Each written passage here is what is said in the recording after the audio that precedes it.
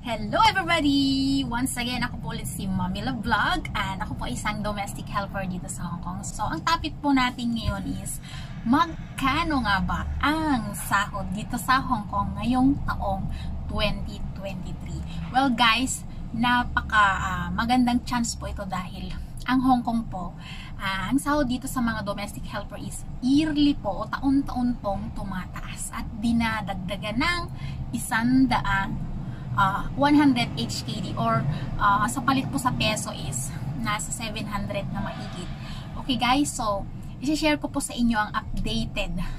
Magsisimula ito sa October 28, tataas na po ang sahod ulit dito sa Hong Kong. So, effective October 28, ayan, ngayong October 2023, magiging 4,870 Hong Kong dollars na po ang sahod ng domestic helper dito sa Hong Kong. So, last year, ito po ay 4,770.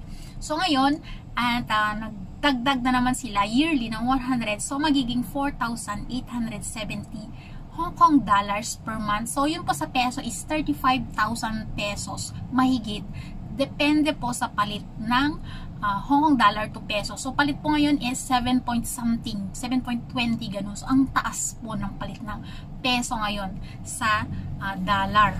So, yun guys, ang sahod po ng mga domestic helper dito sa Hong Kong. Kaya, wag nating minamaliit ang mga domestic helper dito dahil sumasahod po ang mga domestic helper dito ng kapalit or kumbaga katumbas sa Pilipinas is mga yung sahod ng mga domestic helper dito is mas high level pa sila sa mga professionals na nagtatrabaho sa Pilipinas. Yan. And of course guys, ang sahod po is pare-parehas lang po yan regardless sa nationality. Mapa-Indonesian man, Bangladesh, o Nepalese, Indian, Filipino, basta domestic helper po is pare-parehas po ang sahod ng domestic helper dito sa Hong Kong. And yun po yung minimum allowance wage. Ayan, so tinatawag na MAW. Yun po yung minimum ha. So depende po sa amo kasi may mga mababait pong amo. Usually sila po yung mga western or mga puti. Or may mga Chinese din na nag-o-offer po ng mas mataas sa minimum wage na 4,870 by 5,000, 6,000 pataas. So, yun po. So, may nakachamba kayo or nakahanap kayo ng hindi kuripot na amo is maaring bibigyan kayo ng sahod ng more than sa minimum wage na 4,870. So, yun po yung good news at napakaganda po. And then guys, pumunta naman tayo kung ano yung patakaran na kapag hindi ka pinasahod ng isang linggo ng iyong amo, meron po siyang penalty. Okay guys, yun po. Meron lamang binibigay ang government na isang linggong palugit. Ayan ha. 1 week po na kailangan matanggap nyo na po yung inyong sahod. Or kung mababa sa minimum wage naman ang ibinigay at pinasahod ng inyong amo, labag po iyon sa batas. Pwede po kayong magreklamo. Okay lang po kung lampas sa minimum wage but not below minimum wage. Okay guys, aside from that, kung kayo naman po ay hindi lulutuhan or hindi kayo i-include sa pagkain ng inyong amo sa bahay, meron po tayong 1,236 food allowance na ibibigay ng inyong amo. Like for example, kung stay out po kayo, yun po yung ibibigay na food allowance ninyo and maliban pa sa bahay na babayaran ng amo ninyo. Siya po ang magbabayad kung kayo po ay stay out.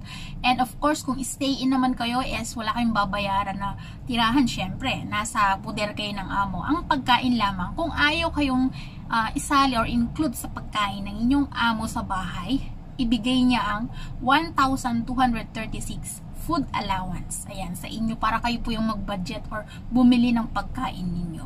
Pero kung ako lang guys, I don't need na kunin yung food allowance kung sapat naman yung pagkain na kinakain ko dito sa bahay ng amo is hindi ko na po kailangan yun.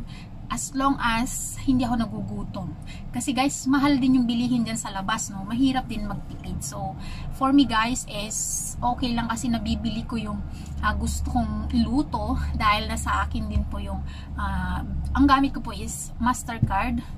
visa sa pamalengke. So, pinagkaloob at pinagtaras na po sa akin yung ATM card para pampalengke. Ayun. So, swerte ko, and thank you for that, God, dahil ang amo ko po is mabait. So, yun guys, sa food allowance, 1,236 per month.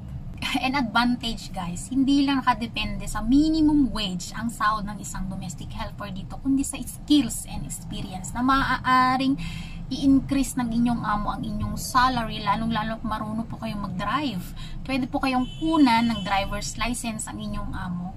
Yan po yung dahilan na itaas ang inyong sahod dahil ang driver po dito as well as katulong is mataas po ang kanilang sahod.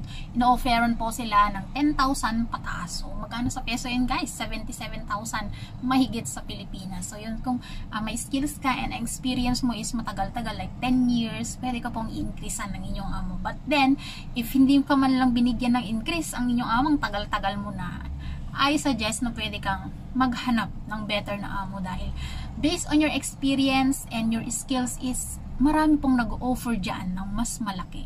And of course, kung kontento ka naman sa amo mo dahil mabait kahit na hindi ka ini-increasean and then they treat you like a family, is nasa iyo po yun. And sa bagay nga pala, mahirap din ang maghanap ng amo na mababait. So, regardless na lang sa sahod, kung mataas naman sinisigawan ka, or wag na lang na parang trinatatong aso, no?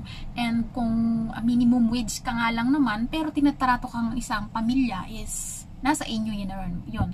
And of course, maganda yung pinapakita. Okay guys, so yun po yung ating naging usapan ngayon. So magkano ang sahod ngayon is 4,870 at effective po yun ngayong October 28, 2023. So, sa mga nakapag-sign po ng contract ng maaga before October 28 is, hindi pa rin po magpapalit of course yung sahod. Kung nakapag-sign po ka na after October 28, yun po yung increase na makakapagsahod po kayo ng 4,870 minimum wage. So, yun guys, salamat sa panonood.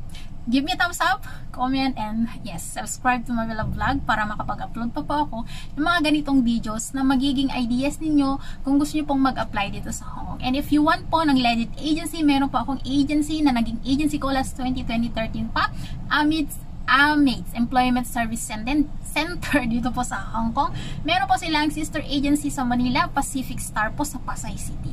Yan, kung gusto nyo pong mag-apply, pwede nyo po akong i-contact sa aking CP number, WhatsApp 099-518-46049 o kaya sa aking Hong Kong number WhatsApp 9315-5170. So isusulat ko po sa description below dito sa baba para po makita ninyo. Salamat at ingat po tayong lahat.